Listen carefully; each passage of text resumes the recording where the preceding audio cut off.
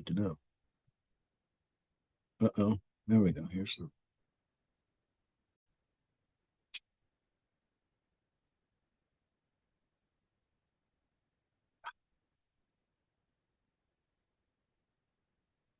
ah, so many different little stupid things. All I need is play. Check this again here. Sorry, y'all.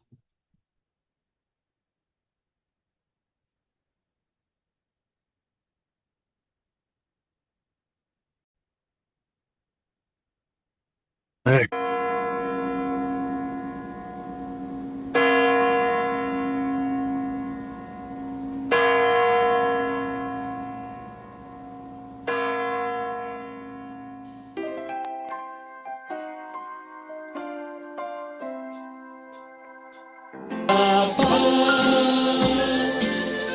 You part of me still. For you were my thrill. On Blueberry Hill. Come climb the hill with me, baby. We'll see what we shall see. I'll bring my home with me. I'll be with you where waves are blue. Each afternoon we'll go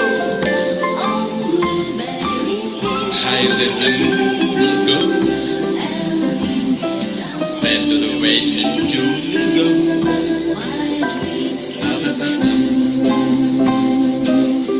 Therein in the willow play love's sweet melodies. But all of your smiles we made were never to be. Oh, I did it again. Yeah, I'm never seen.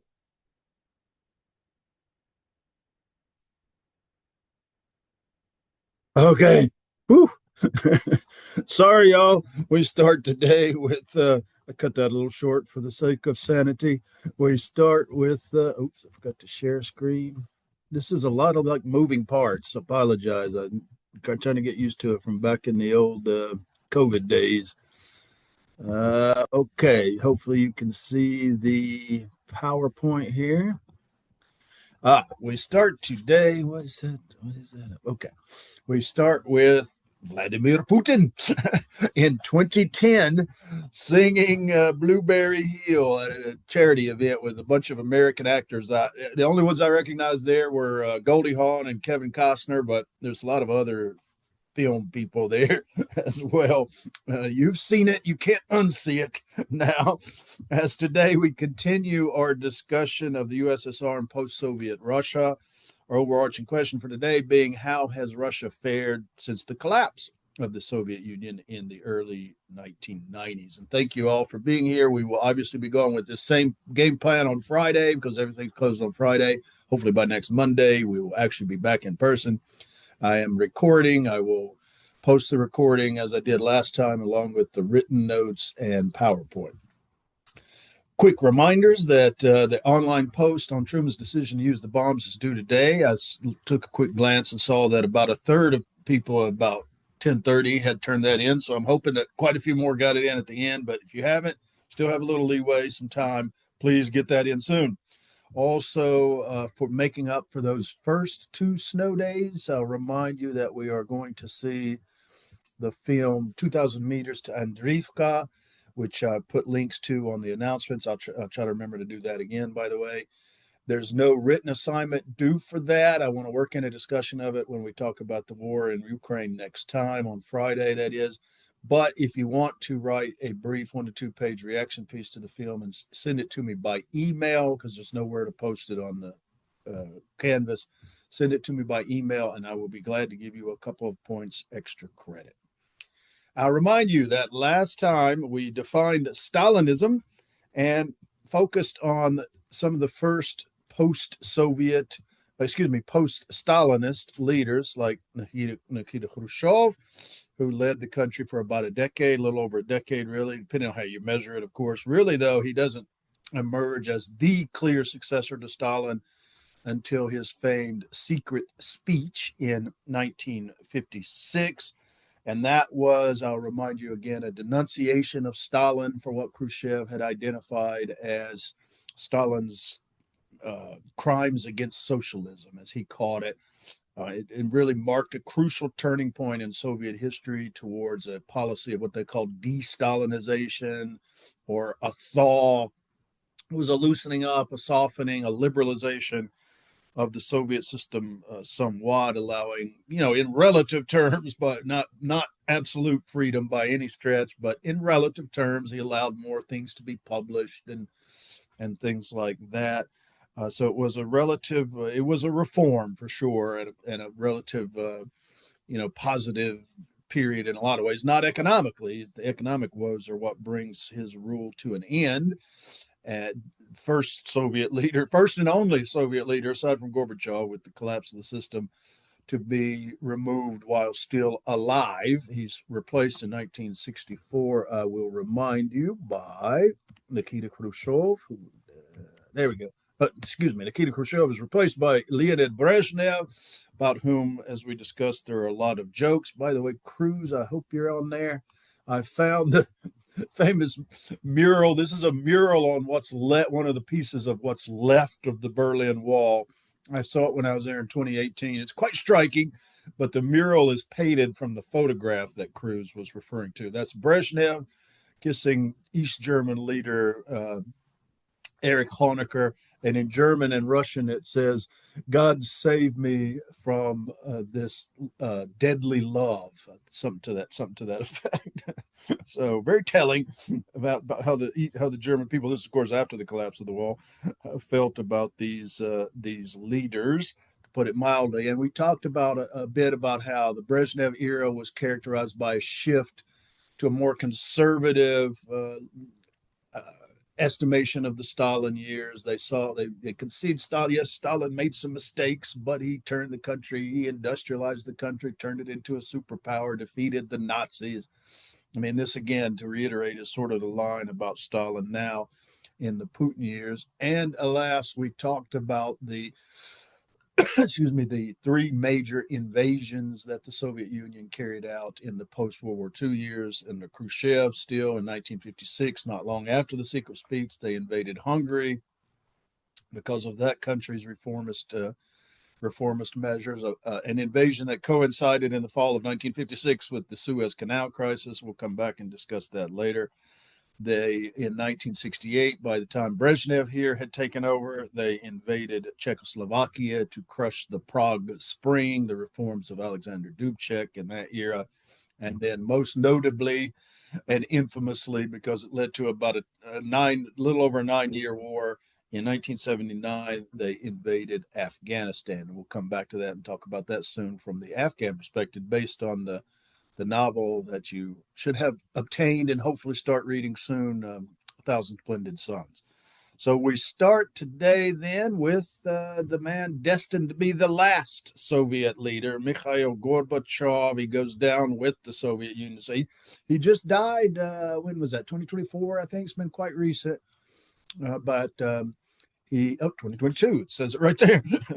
Sorry, I need to look at my own PowerPoint, don't I? He died a few years back, but he was the final leader of the Soviet Union. And when he comes to power in 1985, first of all, by the way, he's very young. How old would he be? I did look at help me out, do the math. 54. We've had this discussion. 54 is extremely young. Remember that. He was very young when he came to power in the mid 80s, especially by Soviet standards. I mean, he was actually the first Soviet leader born after the 1917 revolution. So during the Soviet period. All the other old guys like Brezhnev was replaced by Andropov, and then Chernenko for a brief period in the mid 80s, early 80s. And they were all born, they were all in their 70s or 80s. And Gorbachev comes to power at the age of 54. It was like a breath of fresh air. Right? Very young leader by Soviet standards in particular. And he initiates two major reforms right from the get go. I mean, I say that. I mean, it takes a little while, of course. He announced these reforms very early in his rule. March of 85 is when he comes to power. Now, but it takes a little while to get sort of off the ground. The first of these is um, called glasnost. Glasnost means openness. It was the democratization side, the major political side of the Gorbachev reforms. And it was just simply, the Soviet Union had not been very good at, this aspect of what we would call democracy, which is the ability to speak up and criticize the government, this sort of thing. And in fact, and there's a famous story from a book from the early 80s before Gorbachev comes to power by a New York Times journalist. Howard Smith wrote a book called The Russians. And he tells this story that I read the book, but this is the one thing that stuck with me. It was a good book, don't get me wrong. But he talks about he knew this family, Howard Smith, that is, in southern Russia, whose daughter was away at college in somewhere in the north, probably Moscow, St. Petersburg, and she was due to fly home for the winter break, for winter holidays. So the family went to the airport and they're waiting and waiting and waiting, and there's a bunch of other people around waiting for their family members to arrive on the plane, and plane never arrives, like hours, right? Several hours, no plane, no word. So they just decided, they hadn't heard from her. They decided maybe she just got held up or whatever. This was like in the early 80s again. And they go home, don't hear from their daughter, don't hear from their daughter. Like a week or several days to a week later, they get a knock on their door, and it's a government official telling them the plane that their daughter was on crashed, and all passengers died in the crash, including their daughter. And they also told them, don't tell anybody about this. Right? Your daughter is dead. You're going to bury your daughter, but you can't talk about how she died. So this is how and they were that way with some of the victims of they would bury the dead soldiers from the Soviet-Afghan War. They would bury them at night for this secrecy. Everything's secret. But the plane crash I found to be particularly telling because, if you ever see in our case, there's the slightest little incident on an airport or something, it's breaking news. It's the lead story on CNN, right? In the Soviet Union, planes did not crash, at least not officially. Of course, they crashed. Aeroflot, the main Soviet airline, still the name Russian airline, had a terrible safety record, terrible. But if people don't know about it, then it's perfect record, right? If you never even hear that the planes crashed, then they have a perfect record, and that's sort of what a perfect example of how the Soviet system worked. Anything goes wrong, you don't talk about it, and you tout all the successes and grossly exaggerate all the successes, the harvest, et cetera, et cetera. Another similar example, of course, would be Chernobyl. April 26, 1986. Right? I know the exact date because April 26 is my child's birthday, and 1986. I mean, those of us who are around remember Chernobyl. It was a huge, huge deal. And they initially, and this was early in Gorbachev's rule, they initially tried to cover that up too. But then after a few days, it was like apparent that, oh, there's this massive radiation cloud over Scandinavia. They could not ignore that. They could not deny that. So then it was a good test of glasnost, one of the early tests of glasnost. They became very open about it after initially trying to say, nothing happened, everything's fine.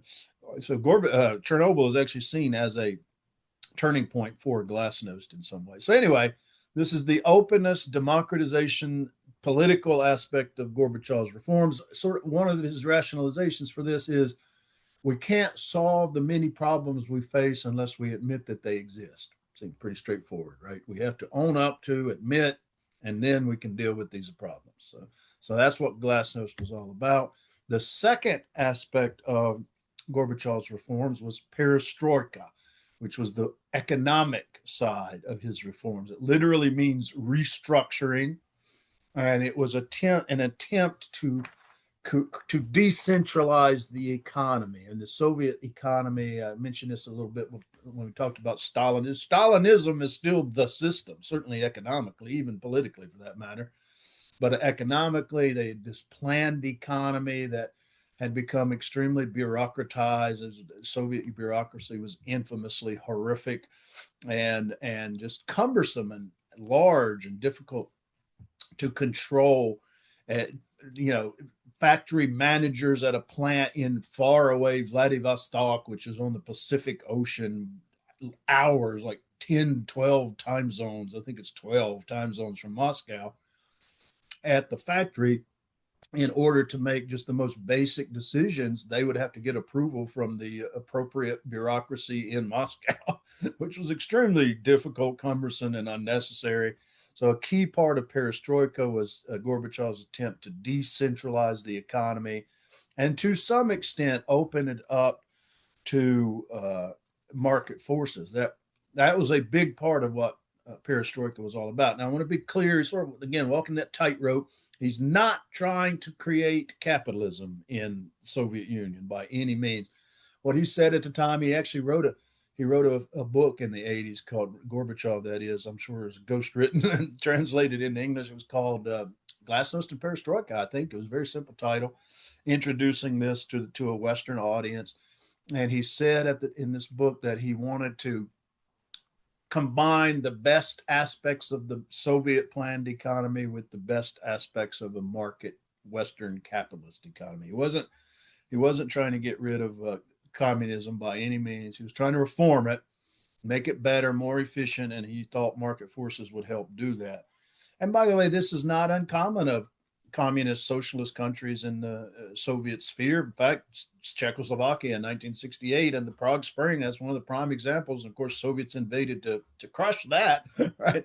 But now they're doing it themselves. The Soviet Union had been a fairly mixed economy in the 1920s during what they call the New Economic Program or Policy, NEP. And then Hungary to some extent, as we talked about, China in the 50s, which we'll talk about soon, Yugoslavia under Tito. So this mixed economy, aspects of capitalism and communism, was not uncommon by any means. and that's what Gorbachev was trying to do. But it didn't work. We'll come back to some of the reasons here that it didn't work. It didn't work in the Soviet Union, and it didn't work in Eastern Europe, which was kind of following suit.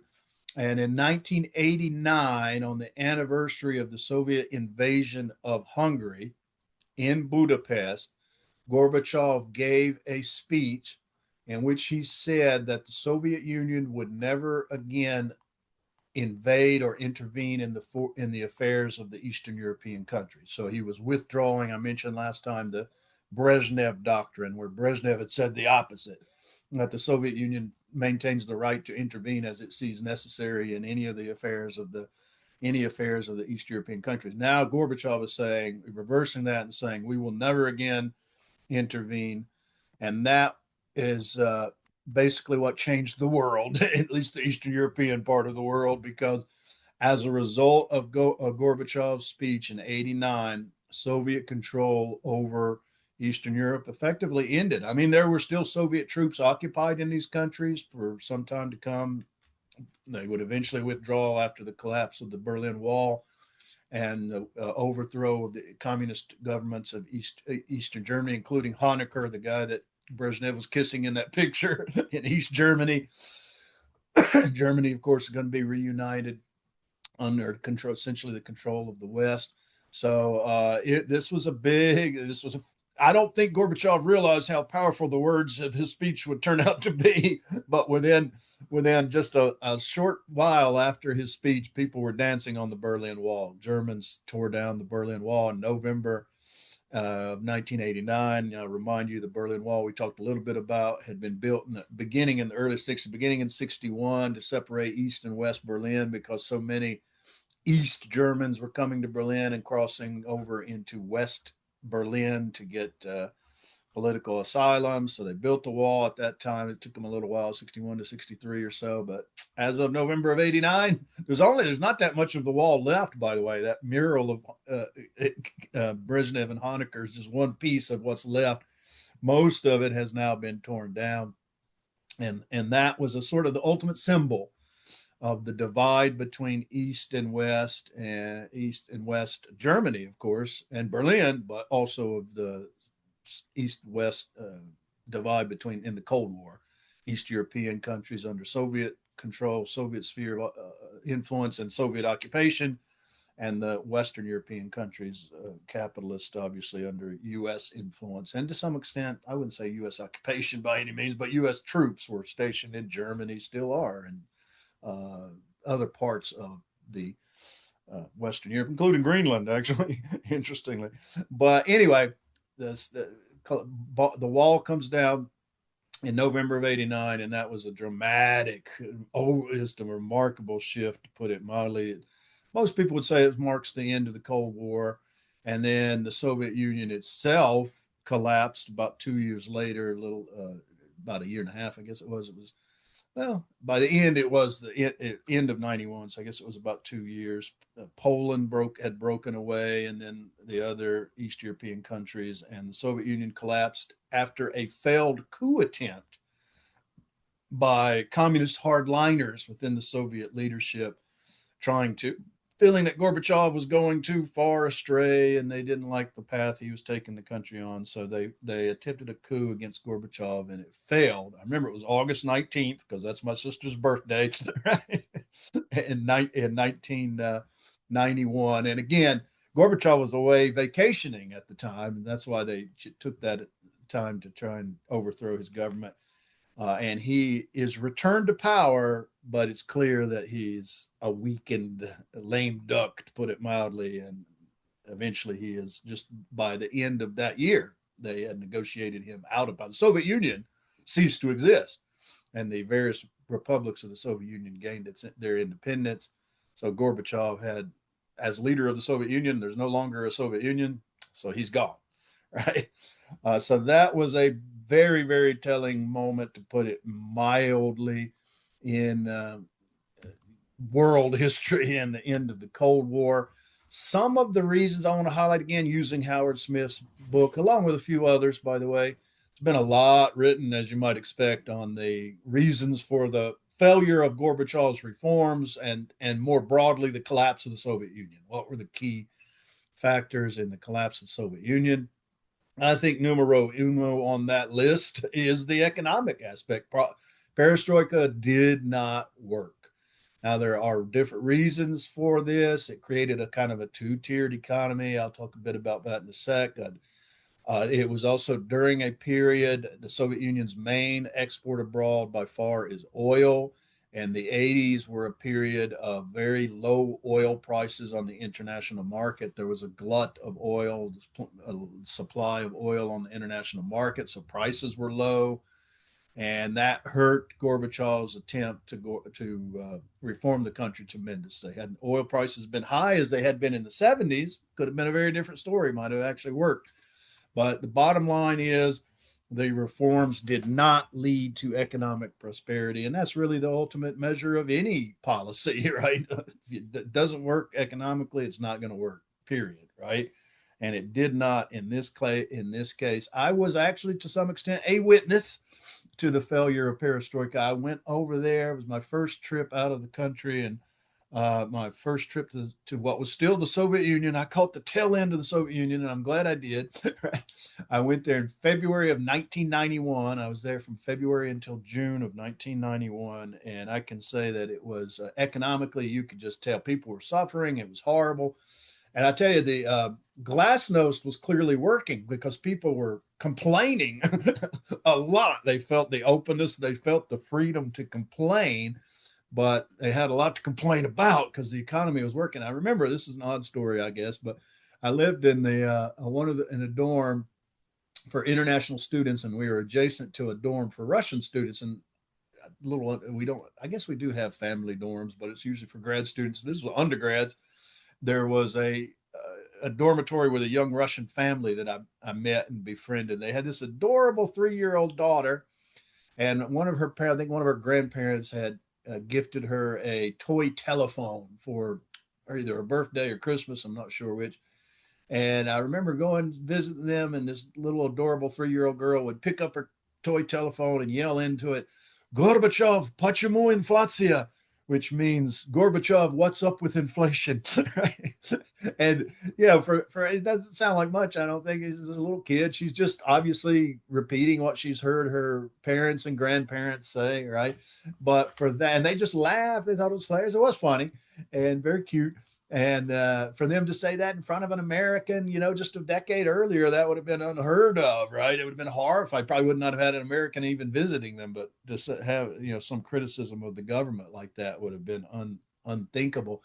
And the other thing I remember very clearly walking around the main, it was in Rostov, of course, in the South, and you'd walk around and the stores were empty, like the shelves of the main official state stores with low prices were very little were on the shelves. It was almost empty, but you could buy anything you wanted or needed by going to the marketplace down near the main depot, the bus depot down in the center of the city. They had set up a market. It was perfectly legal, and it was lots.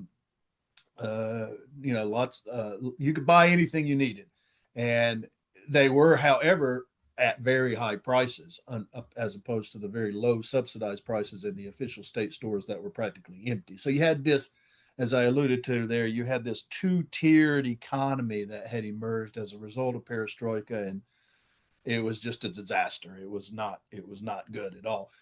Couple of other didn't put this in the notes, but Howard Smith talks about how also Gorbachev's plans did not go far enough politically. He still clung. He very much clinged to the clung to the Communist Party. He saw the party as being crucial to the country, and he wasn't willing to let go. But most people, most Soviet people by this time, late 80s, early 90s, had really lost confidence in the Communist Party. So he didn't go far enough politically. By contrast, his main political opponent at the time, who was going to replace him, Boris Yeltsin, famously burned his party card in very dramatically and very openly as a sign of opposition to the powers that be. The other thing Smith talks about is, and this was quite apparent at the time, I think, as well, Gorbachev didn't really seem to have a specific plan or blueprint for reform. He was kind of groping his way and responding to events as they emerged, and didn't seem to have a lot of forethought or foresight in what he was trying to do. And then lastly, and this comes from Smith as well, but also more prominently, a historian like Ronald Suney has written a lot about the nationalities issue. Gorbachev clearly did not handle the nationalities issue very well at all.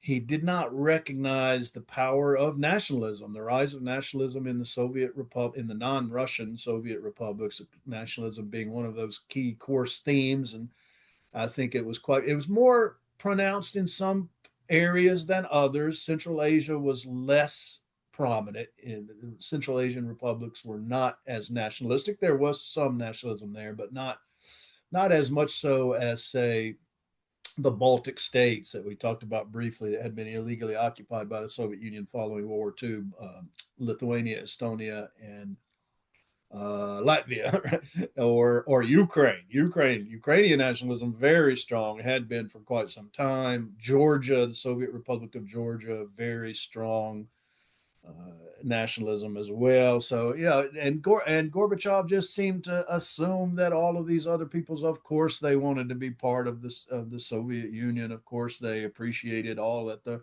Russian leadership of the Soviet Union was doing for them, and increasingly so, that was just simply not the case. And to make matters worse, on several occasions, Gorbachev sent in the tanks to put down uprisings in some of these non-Russian republics. Lithuania, most dramatically, the first, and did that on invaded Lithuania on a couple of occasions. Latvia, Estonia, Georgia, Central Asia, therefore Tajikistan as well. So certainly there was some nationalism in those places as well. So as a result of that, he lost a lot of popularity because seemed very hypocritical. He was saying one thing about freedom and glasnost and openness, and on the other hand, he's sending in the tanks to crush these uprisings and demonstrations of people trying to express their newfound freedom. And it was just didn't seem to work. And he was trying to walk the proverbial tightrope in the middle. between the more extremist communist on the one hand and the more liberal, increasingly growing liberal, non-communist, if you will, like Boris Yeltsin, for example, who were trying to go even further, and he was trying to walk that tightrope, and that just never works. Historically speaking, that just never works. So he lost a lot of popularity, and there was the attempted coup in August of 1991. He was returned briefly to power, but the handwriting was on the wall, so to speak. And the leader that replaces him, perhaps you heard of, is Boris Yeltsin. He emerges. He's the one who had burned his party card publicly, openly, and he emerged as the first post-Soviet president of Russia. Due to he held the country's first truly open elections in 1992, which he won in a landslide. At the time, he was extremely popular. He was going to bring Russia back into the European, as a equal actor in Europe, and modernize the economy and all. Those were great hopes for Yeltsin in that. I was there again in 92 and 93, and I was there for a year, 94, 95.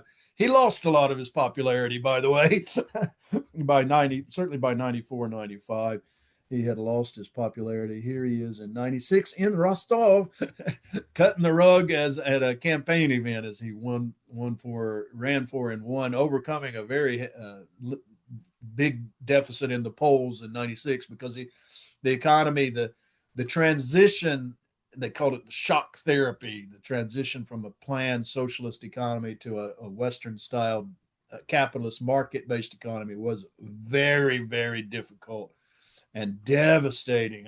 I saw that with my own eyes as well to a significant degree.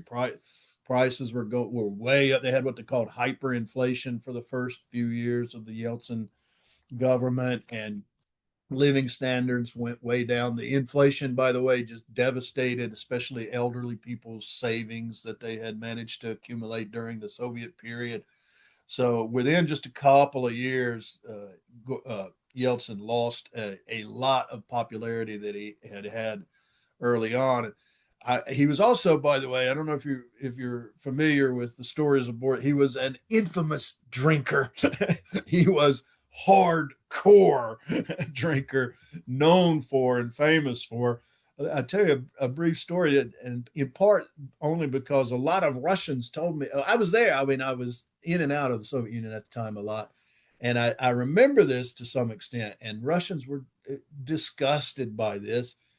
It was during that 96. It was after he won re-election in 96. He comes to the U.S. for a visit with Bill Clinton. By the way, you can find some video of this on YouTube. Clinton is clearly drunk at this press conference that they have, because I guarantee you, I've been in this position.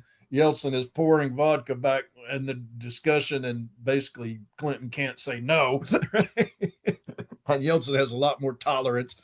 But anyway, the story is that after that meeting, that was at 96, I think, pretty sure it was 96, Yeltsin's flying home to Russia, and he had a scheduled meeting in Ireland with the Irish vice president. It was going to be a very brief meeting at the airport. It was not a big official stay or anything.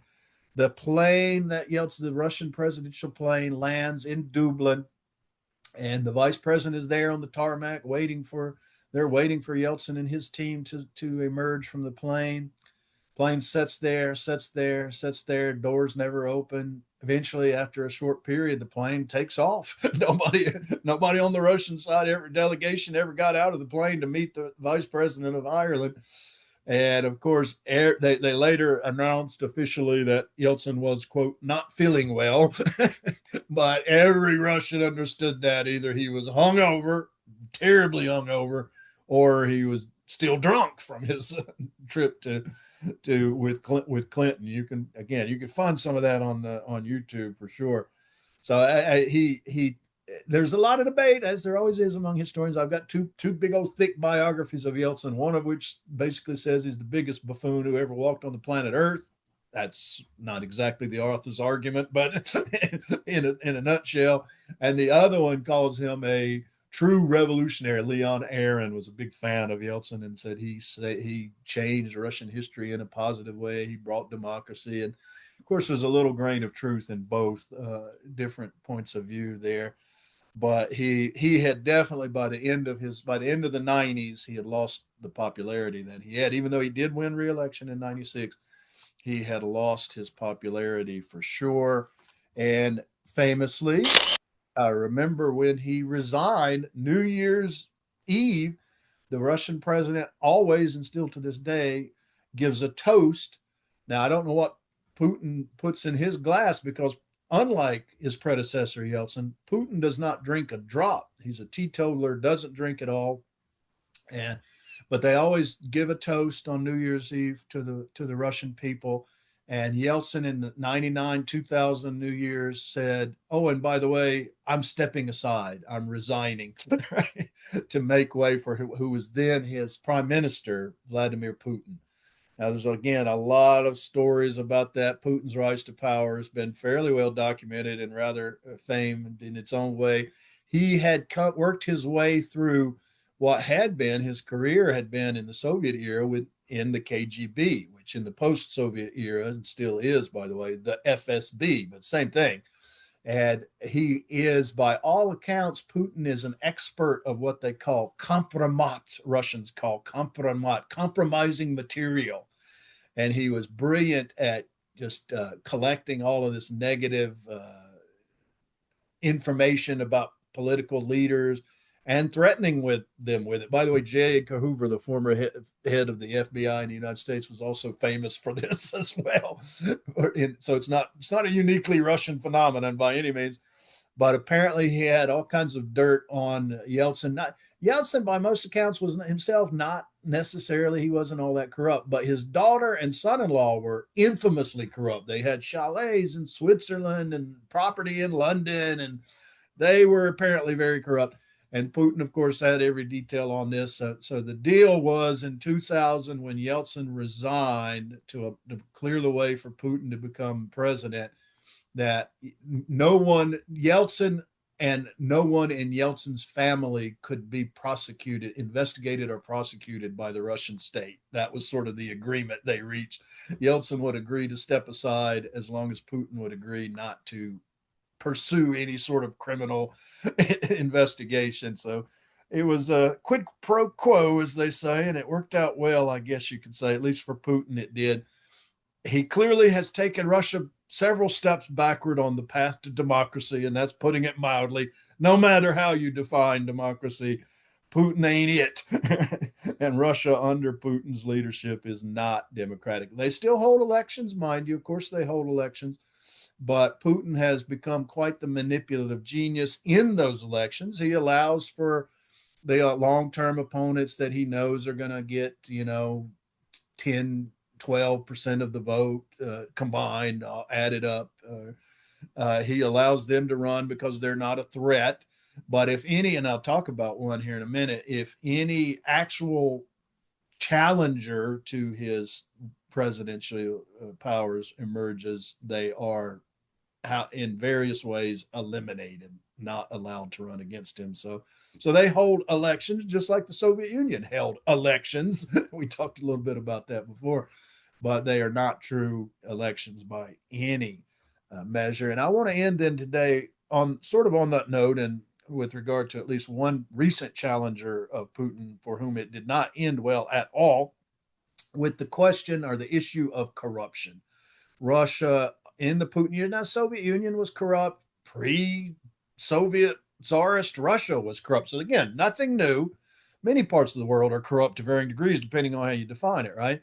But in the case of Russia in the Putin years, I would say things have gotten far more corrupt, as evidenced by a 2013 report from an organization called Transparency International, which measures the level of corruption around in countries around the world. And in that year, and I haven't seen subsequent, I've tried to find subsequent reports and haven't seen any, but I think this one still stands. Russia is rated as the most corrupt country among the developed countries of the world. Now, it wasn't the worst. Actually, Somalia was the top of the list, but Somalia doesn't even have a functioning central government. To keep things in context here, among developed countries, Russia was the most corrupt for sure. And I wanted to end today, then, if you'll bear with me and if I get the technology to work here, I want to show a couple of videos that deal with corruption in the Putin years. One is actually from around this time, I think at 2011. So it's a little dated, but still relevant. Nothing has changed in this regard. The other one is more recent and has to deal with the opponent, Alexander Navalny, who I was referring to before, that tried to stand up to Putin, for whom it does not end well, Alexei Navalny.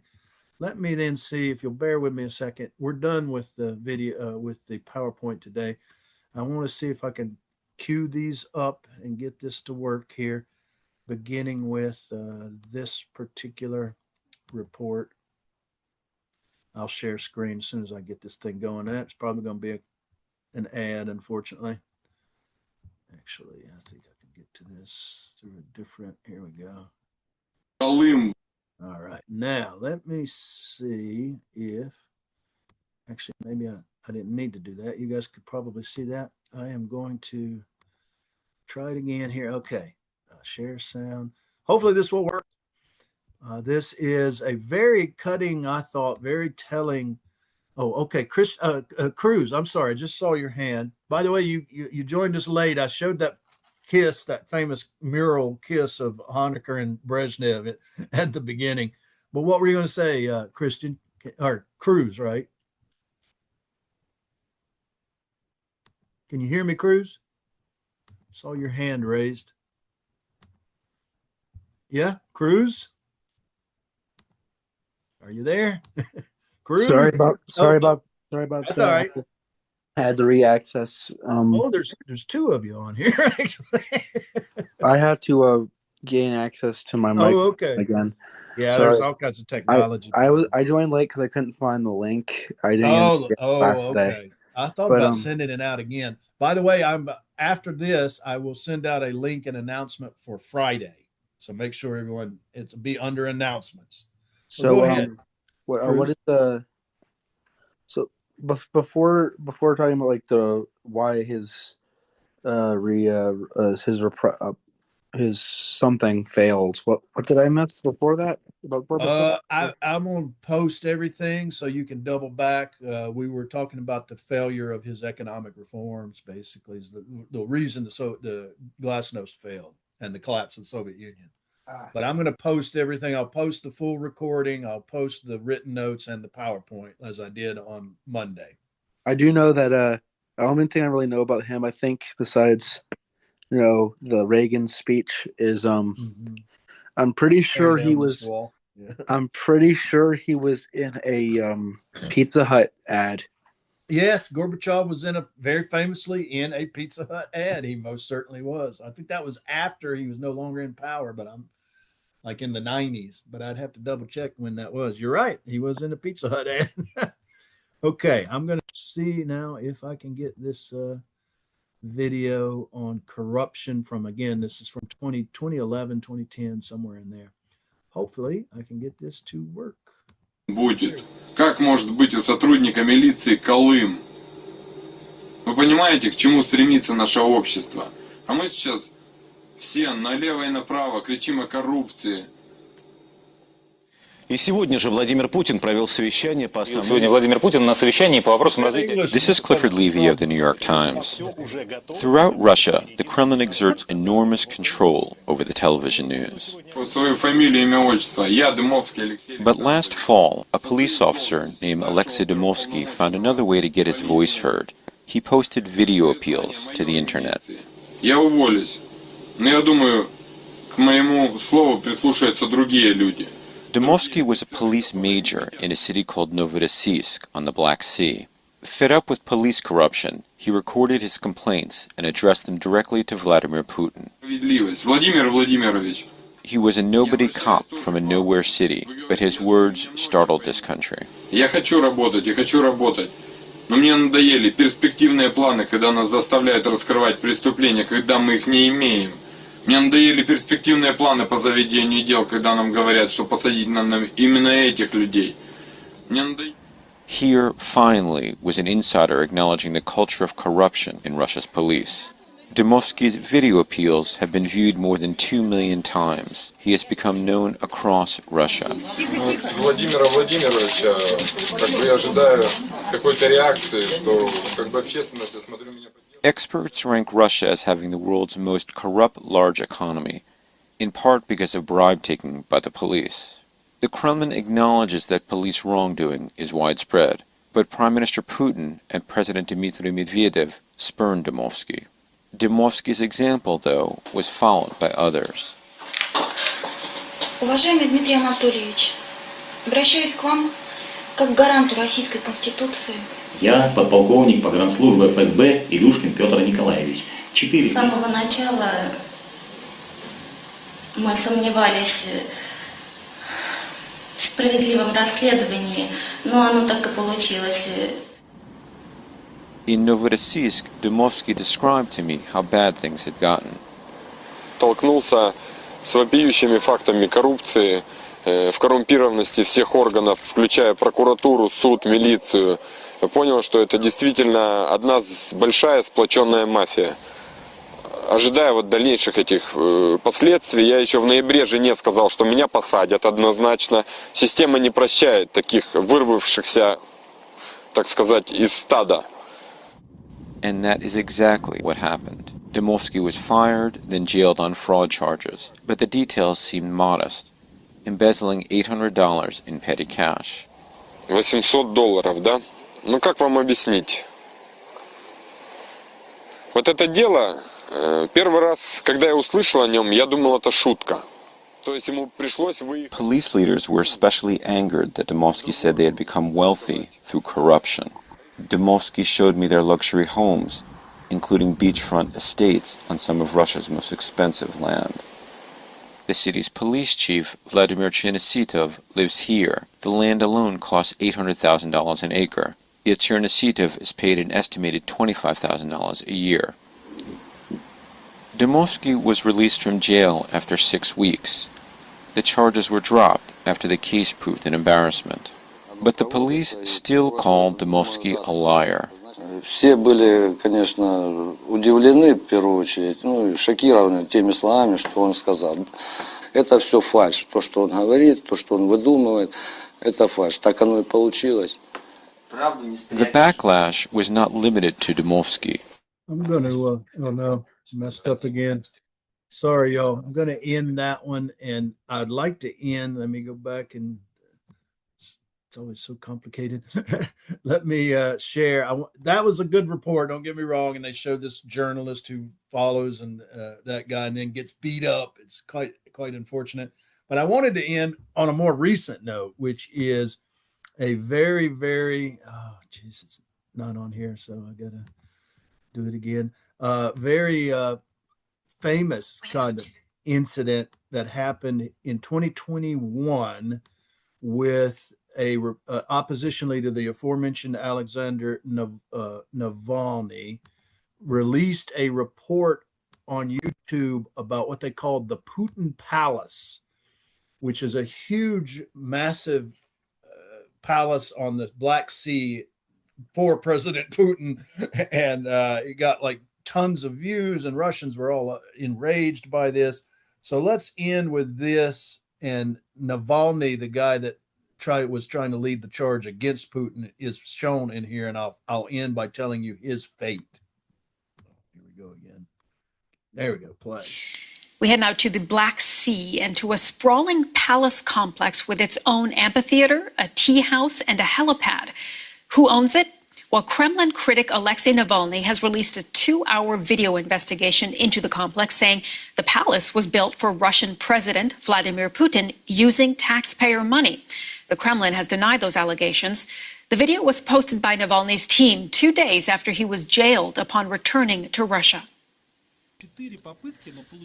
They're calling it the new Versailles. In the 2-hour video, Navalny explains how his anti-corruption foundation had been able to film the property from above for the first time, using a drone. He says there's nothing like it. anywhere in the country. Without exaggeration, it is the most secretive and guarded facility in Russia. It isn't a country house or a residence, it's an entire city, or rather a kingdom. It has impregnable fences, its own harbour, guards, church, its own checkpoint, no-fly zone, and even its own border point. It is a separate state inside Russia.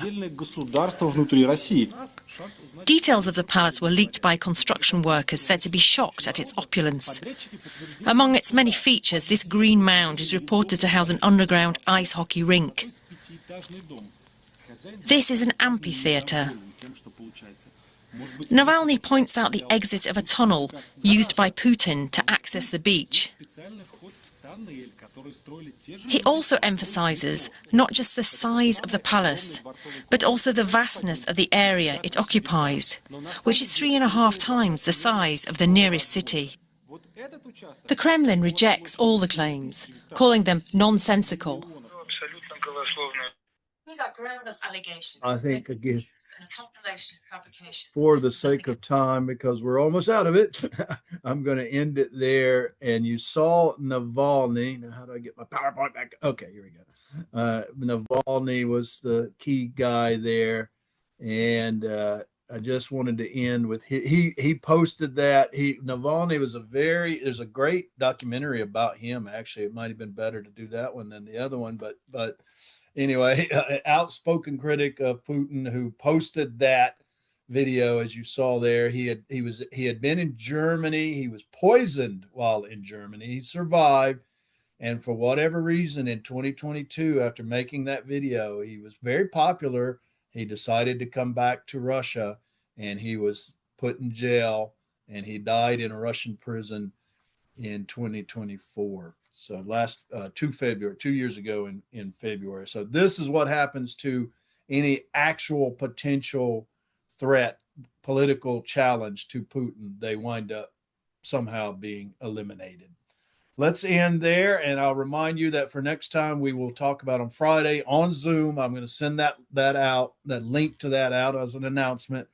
We will talk about the current conflict in Ukraine. Remember to try and watch that video, by the way, of I'll send that link out again too, 2,000 meters to Andriivka. Okay, I will see y'all on Friday. And Christian, I see your hand. I'll stick around here, but anybody else that has to go, by all means, be on your way. But Christian, you want to take an extra minute, by all means, go ahead. Could you possibly send that as an email too? I don't know. Meaning the link? Yeah. I'll send one to you, Cruz, but I can't really send it to everybody as an email. Right? I'm sorry, my fault. I was just asking. No, that's okay. I mean, I suppose it'd just be a little bit cumbersome, I think. But I'll send the link to you. I was only asking because that was the main reason why I missed it, because I was like, wait a minute. The only reason I found out that there was a class today was like I clicked on the old link and it said that the professor's currently in a different one. I'm like, wait, what? Oh, you clicked on the Monday link. Yeah, I was like, maybe it's the same link. I was like, I don't know. I don't think so, honestly. If I'm tell you the truth, I'm not good at this Zoom stuff, so I'm sure I created a different link for it, and now I'm going to create a different one for Monday as well, or for Friday. Excuse me, for Friday. So I'll try to send. Remember, Christian, remember to write that down. Send a link to you by email. But with that cop that you showed us, I'm surprised that he wasn't killed, because he was not immediately. Yeah, Navalny died in prison. No. He was arrested not long after that video came out. No, the cop or the cop or the No, the cop. I'm sorry. You're talking about the first one. Okay, we got mixed up there. Yeah, the cop was not killed. That is true. Yeah. Especially given how...